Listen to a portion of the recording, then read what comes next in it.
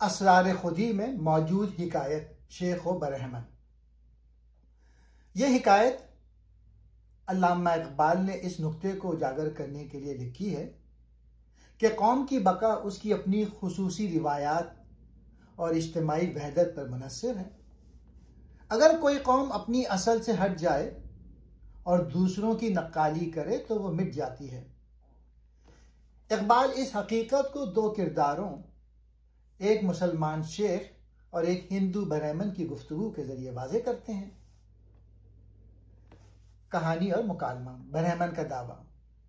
बरहमन कहता है, हमारी कौम की जिंदगी का राज ये है कि हमने अपनी पुरानी रस्मों और रिवाज को कभी नहीं छोड़ा। हमने सदियों तक अपने बुतों, अपने मंदिर की रसूमात और अपने त्योहारों को मजबूती से थामा है। चाहे दुनिया बदलती रही हो, हमने अपनी रिवायतों पर इस्तेकामत रखी है और इसी वजह से आज भी जिंदा हैं।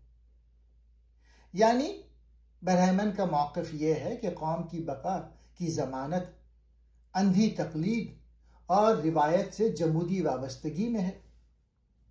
फिर शेख का जवाब आता है। शेख कहता है, सिर्फ पुरानी रस्मों को थामे रहना असल जिंदगी नहीं। तुम्हारी रसूमात मुर्दा हैं, इनमें कोई रूहानियत या ताजगी नहीं। इस्लाम की असल क़ुव्वत उसकी हरकत, सोज़े इबादत और रूहानी ताकत में है, ना कि महज पुराने तरीक़ों में।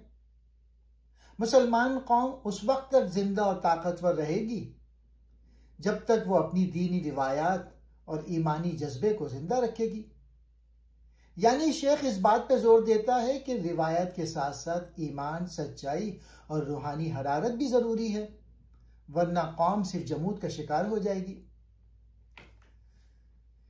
अब मरकजी नुक्ता या इकबाल का पैगाम क्या था इस पोएट्री में? अल्लामा इकबाल ये सिखाते हैं कि कौम की जिंदगी के लिए वहदत और रिवायत जरूरी है। अगर कोई कौम अपनी शनाख्त और रिवायतों को खो दे तो वह बिखर जाती है। लेकिन सिर्फ मुर्दा रिवायतों पर जमे रहने से भी जिंदगी नहीं मिलती। हकीकी बका के लिए रिवायत प्लस ईमान प्लस ताजगी तीनों लाजिम हैं।